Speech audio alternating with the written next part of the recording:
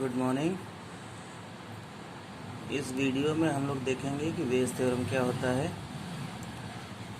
और उसको अप्लाई कैसे करते हैं। तो जैसा कि नाम से ही क्लियर है कि जॉन बेज ने 1763 में प्रोबेबिलिटी फाइंड करने का एक तरीका डेवलप किया था, जिसमें ढेर सारी प्रोबेबिलिटी होती हैं। तो उसमें गिवन प्रोबेबिलिटी को फाइंड करने के लिए क्या एग्जैक्ट वे होता है, या अदर लैंग्वेज में ये कहिए कि रिवर्स प्रोबेबिलिटी भी इसको कहते हैं। तो रिवर्स प्रोबेबिलिटी फाइंड करने के लिए जो वे होता है उसको बेज थ्योरम ने क्लैरिफाई किया है। लेकिन बेज थ्योरम को समझने से पहले हमको दो चीज़ें जानना जरूरी है: सैंपल स्पेस का partition and theorem of total probability. जैसा हमने कहा कि ढेर सारे इवेंट्स होते हैं, वो इवेंट्स क्या होते हैं, सैंपल स्पेस की जो पार्ट होते हैं ढेर सारे, वही इवेंट होते हैं। इसलिए पहले हम लोगों ने लिया है पार्टीशन ऑफ सैंपल स्पेस। हम पहले से इसलिए लिख ले रहे हैं ताकि लिखने में टाइम वेस्ट ना हो, सिर्फ एक्सप्लेन किया जाए, क्योंकि आपको समझ में आना ज़रूरी है। लिख तो आप लोगे। तो पार्टीशन ऑफ सैंपल स्पेस का मतलब हुआ कि अगर एस कोई सैंपल स्पेस है जो किससे बना हुआ है, ढेर सारे इवेंट से। हम मान लेते हैं कि E1, E2, E3 dot dot dot En, ये ढेर सारे सैंपल इवेंट्स हुए जो सैंपल स्पेस में हैं। तो पार्टीशन का मतलब क्या होता है, ये जो दो इवेंट हों, कोई दो इवेंट हों, वो आपस में डिसजॉइंट होने चाहिए। डिसजॉइंट का मतलब उनका इंटरसेक्शन फाई होना चाहिए। EI intersection EJ is equal to phi, जहाँ पे I not equal to J हो एंड J की वैल्यू, I की वैल्यू, I भी यहाँ पे लिख लीजिए। I एंड J जो होगा 1 से लेके N तक। पहली बात। दूसरी, E1 union E2 union E3 union dot dot dot En, ये सैंपल स्पेस के इक्वल होना चाहिए। And P of EI greater than 0 होना चाहिए। यानी जो पार्टीशन हो रहा है सैंपल स्पेस का, उसमें इवेंट्स की शर्तें हैं। हमने ये मान लिया कि हमारा सैंपल स्पेस ढेर सारे इवेंट से मिलकर बना हुआ है। वो इवेंट्स हो गए E1, E2, E3 dot dot dot En। अब उनमें किस तरह का रिलेशन होना चाहिए, इस बात को 3 शर्तों के थ्रू स्पेसिफाई किया गया है। इसमें पहली शर्त है कि EI intersection EJ is equal to phi, मतलब किसी भी दो इवेंट के बीच में कोई कॉमन पॉइंट नहीं होना चाहिए, मतलब सारे इवेंट्स आपस में डिसजॉइंट होने चाहिए। सेकंड शर्त क्या है कि E1 union E2 union E3 इस तरह से, मतलब सारे इवेंट्स को अगर यूनाइट कर दिया जाए, तो सबका अगर यूनियन ले लें तो हमको sample space as a whole मिल जाए। And third, PEI greater than 0, मतलब किसी की भी प्रोबेबिलिटी 0 या नेगेटिव नहीं होनी चाहिए। किसी भी इवेंट की प्रोबेबिलिटी न तो 0 हो और न तो नेगेटिव हो। इस तरीके से ये जो इवेंट्स होते हैं E1, E2, E3 dot dot dot En, ये पार्टीशन को रिप्रेजेंट करते हैं। इसको ये कहा जाता है if they are pairwise disjoint. Pairwise disjoint ये होते हैं कि किन्हीं दो को ले लीजिए तो उनके आपस में कोई कनेक्शन नहीं होगा। एंड एग्जॉस्टिव, ये एग्जॉस्टिव प्रॉपर्टी होती है कि सबका यूनियन ले लीजिए तो S मिले। And third, non zero probabilities, उनकी प्रोबेबिलिटी 0 नहीं होनी चाहिए या नेगेटिव नहीं होनी चाहिए। ये 3 शर्तें होती हैं सैंपल स्पेस को पार्टीशन के थ्रू दिखाने का। अब आती है बात कि थ्योरम ऑफ टोटल प्रोबेबिलिटी क्या होती है। तो इसमें यह है कि अगर मान लेते हैं कि E1, E2, E3 dot dot dot En be a partition of sample space, and each event का क्या है, वही जो सारी चीज़ें पार्टीशन के थ्रू डिसाइड हो गई हैं, कि मतलब नॉन जीरो प्रोबेबिलिटी हो, यूनियन लेने पर सैंपल स्पेस मिले, इंटरसेक्शन लेने पर फाई मिले या 0 मिले, एंड लेट उसके अंदर ए कोई इवेंट हो, तो प्रोबेबिलिटी ऑफ ए क्या होगा, probability of E1 P A upon E1 plus probability of E2 P A upon E2 plus probability of E3 P A upon E3 dot dot dot probability of En P A upon En। मतलब अगर ए कोई event हो then probability of ए जो होता है हर single event की direct probability into ए के साथ उसकी कंडीशनल प्रोबेबिलिटी, ये सब इवेंट के साथ लेना है, वो सब प्लस करेंगे आप, तब वो पी ए के इक्वल होता है। अब इस पूरे को अगर हम फार्मूले के थ्रू समराइज कर दें तो समेसन लग गया j equal to 1 to n P E j into P A upon E j. इसी पूरी लंबी लाइन को शॉर्ट में हम इस तरह से लिखते हैं, जहाँ पे जे की वैल्यू बदलते जाएंगे तो ये सारी चीज़ एक एक टर्म हमको मिलता जाएगा। अब इसको प्रूफ करना है। सबसे पहले तो यही बात कि पूरा हमारा सैंपल स्पेस क्या है, ढेर सारे इवेंट्स से मिलके बना हुआ है। तो हमने मान लिया कि ये बड़ा वाला जो है वो सैंपल स्पेस हो गया, जिसमें छोटे छोटे ढेर सारे इवेंट हैं E1 E2 E3 dot dot dot En, और एक इवेंट हो गया ए। ठीक, उसको नीचे लिखा गया है कि let E1 E2 dot dot dot En be the partition of sample space S। so S क्या होगा आप जानते हो, सबका यूनियन ले लो। और ये इवेंट्स इस तरीके से होने चाहिए कि जब EI इंटरसेक्शन EJ आप ले रहे हो तो 5 मिले। अब let A be any event, अब A अगर कोई इवेंट है तो A क्या होगा, A इंटरसेक्शन S होगा। ये तो हम लोग जानते ही हैं बाय सेट थियरी से।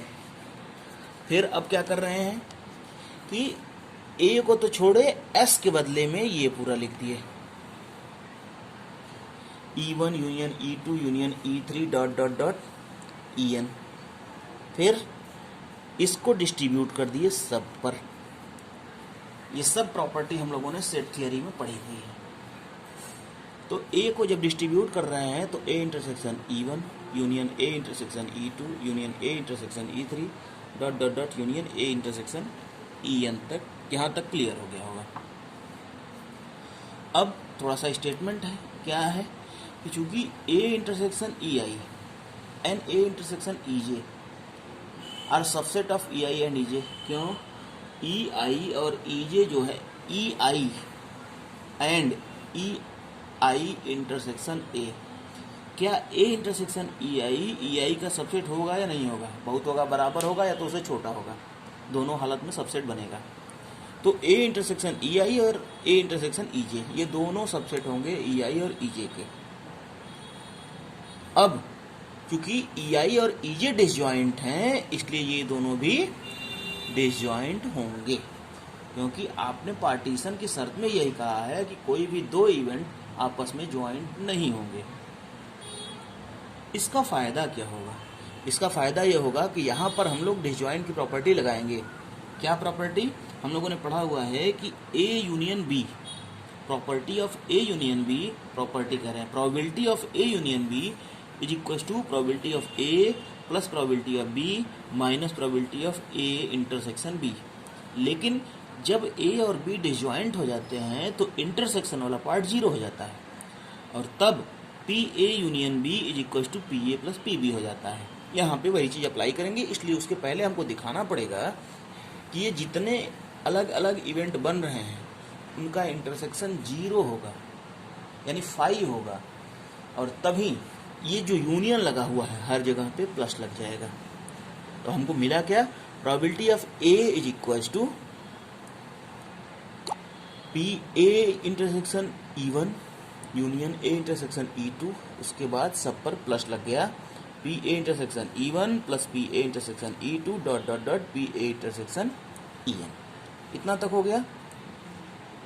फिर से समझ लो आप, S पूरा सैंपल स्पेस ले लिए, E1 E2 E3 उसमें ढेर सारे इवेंट हो गए। अब इवेंट अगर हुए तो पार्टीशन से हम लोगों ने 3 शर्तें देखी।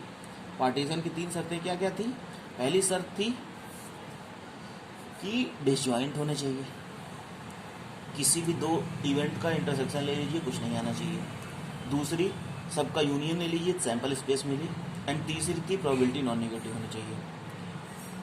इसमें आप देखो दो चीज़ें हैं, यूनियन ले लिए, सैंपल स्पेस मिलना चाहिए, डिसजॉइंट है। अब ए कह रहा है, एक स्टेटमेंट में ही है थ्योरम के कि ए कोई इवेंट है ऐसा, तो ए क्या होगा, ए इंटरसेक्शन एस होगा। अब एस के बदले में ये पूरी लाइन लिख लिए, ये पूरी लाइन लिख लिए, उसके बाद ए को डिस्ट्रीब्यूट कर दिए सब पर, यहाँ से आ गया। फिर हम ये दिखाएंगे कि ये जो दो दो एलिमेंट हैं, ये एलिमेंट आपस में डिसजॉइंट हैं। तब क्या होगा, जब हम प्रोबेबिलिटी लेंगे दोनों साइड में, तो यूनियन जहाँ जहाँ लगा हुआ है वहाँ पे प्लस लग जाएगा। वो चीज़ यहाँ पे हो रही है। अब आते हैं, आगे बढ़ते हैं इसको।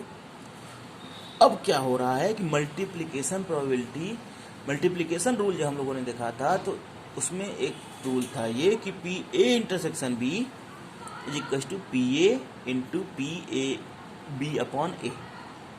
ये मल्टीप्लिकेशन में था कि direct probability into conditional probability, उसका यूज करेंगे हम लोग। ये जो दूसरा इवेंट था उसको हर जगह यूज करेंगे, ठीक।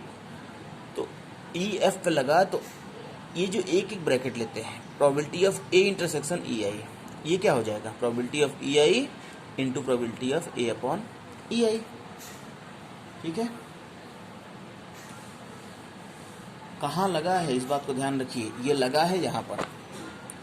हर जगह जो इंटरसेक्शन लगा हुआ है, उस इंटरसेक्शन के बदले में हम लोग मल्टीप्लिकेशन रूल लगा रहे हैं। और मल्टीप्लिकेशन रूल का ये जो है मल्टीप्लिकेशन रूल है, जहाँ जहाँ इंटरसेक्शन लगा हुआ है वहाँ पे direct probability and conditional probability multiply होता है। तो हर ब्रैकेट में जहाँ जहाँ लगा हुआ है, पहले ब्रैकेट में क्या हो जाएगा, P E one into P A upon E one plus P E two plus into P A upon E to dot dot dot, ये हुआ। तो इन सब को अगर समराइज कर देंगे तो ये मिलेगा हमको, P A is equal to summation j is equal to 1 to n P E j into P A upon E j. ये हो गया हमारे टोटल प्रोबेबिलिटी का फार्मूला। अभी हम लोग क्या क्या देखे, हम लोगों ने ये देखा कि बेस थ्योरम जो होता है वो दो चीज़ों से मिलकर बना होता है, एक तो पार्टीशन ऑफ सैंपल स्पेस, दूसरा थ्योरम ऑफ टोटल प्रोबेबिलिटी। तो थ्योरम ऑफ टोटल प्रोबेबिलिटी का फार्मूला ये होता है। अब हम इसको अप्लाई करेंगे बेस थ्योरम पर। बेस थ्योरम का स्टेटमेंट ये है, क्या है, if E1 E2 dot dot dot En are an non empty events which constitute a partition of sample space S। मतलब एक सैंपल स्पेस हो गया S जिसमें E1 E2 dot dot En ढेर सारे इवेंट्स हैं। That is E1 E2 E3 En are pairwise disjoint and pairwise disjoint का मतलब E1 intersection E2 is equal to 5, E2 intersection E3 is equal to 5 and E1 union E2 union E3 dot dot dot En is equal to sample space हो। And तीसरी बात, then A is any event, तब उसमें A कोई event हो of non negative probability, then P E upon A is equal to P E j P A upon E j upon summation में P E j into P A upon E j summation j is equal to 1 to n। जब आपको पिछला theorem ये clear हो गया है तो इसको क्लियर होते देर नहीं लगेगी। क्या है देखिए, इसको कंडीशनल प्रोबेबिलिटी का फार्मूला है ये। कंडीशनल प्रोबेबिलिटी के फार्मूले से हम लोग जानते हैं कि P E i upon A, यानी P E I given A is equal to, दोनों का इंटरसेक्शन ऊपर आता है और नीचे क्या आता है, जो यहाँ पे नीचे हो, तो P A intersection E i upon P ए। अब यहाँ पे क्या लगाएंगे, इंटरसेक्शन है तो मल्टीप्लिकेशन रूल लगा देंगे, ऊपर मल्टीप्लिकेशन रूल लगा तो ये हो गया P E i into P A given E i, और नीचे पी ए का पी ए सेम रहेगा। हम लोगों ने लिख दिया कि बाई मल्टीप्लिकेशन रूल से आया। आगे क्या हो रहा है, नीचे तो वही रहेगा पी ई आई ए, ऊपर सॉरी न्यूमरेटर में सेम रहेगा, P E i upon P A E i. देखो आप ई I P E I numerator में वही रहेगा, लेकिन इसके बदले में हम रखेंगे ये चीज, नीचे जो पी ए आ रहा है, पी ए के बदले में हम लोग ये वैल्यू रखेंगे, क्योंकि पी ए हम लोग निकाल चुके हैं बाई टोटल प्रोबेबिलिटी से। ये वैल्यू हम रख देंगे डिनोमिनेटर में, तो हमको मिल जाएगा P E i upon A is equal to P E i into P A upon A i total upon summation j is equal to 1 to n P E j P A upon E j. ये ही होता है base formula, और इसी का use करके हम लोग ढेर सारे क्वेश्चंस को सॉल्व करेंगे आपके लिए। अभी ये देखने में थोड़ा सा अलग लग रहा है, थोड़ा सा टफ भी लग रहा है, लेकिन जब आप इस पर क्वेश्चन करोगे तब ये चीज़ आपको आसान लगेगी, क्योंकि ऊपर एक इवेंट है, नीचे सब इवेंट्स का सम है। तो जब आप इसको यूज करेंगे क्वेश्चन में तब ये और ज़्यादा क्लियर होगा। वास्तव में ये है आसान, लेकिन प्रोबेबिलिटी के चैप्टर में बेस थ्योरम सबसे टफ क्वेश्चन बनाता है। एक तो बड़ा होता है, दूसरे क्वेश्चन आप इतनी जल्दीबाजी में पढ़ते हो कि कंफ्यूज हो जाते हो, और इसमें होता यह है कि जो चीज़ पूछे वो चीज़ न बता करके कुछ और करने लगते हो। तो जितना ही प्रैक्टिस आप करोगे बेस थ्योरम की, उतना ही ज़्यादा आप एक्सपर्ट बनोगे प्रोबेबिलिटी के, जो कि 12th में अब इस करंट चैप्टर करंट सिलेबस में यही मेन पार्ट है। तो इस पर जितना ही आपकी कमांड होगी प्रोबेबिलिटी पर, उतनी ही कमांड होती जाएगी। अभी के लिए बस इतना है। Thank you.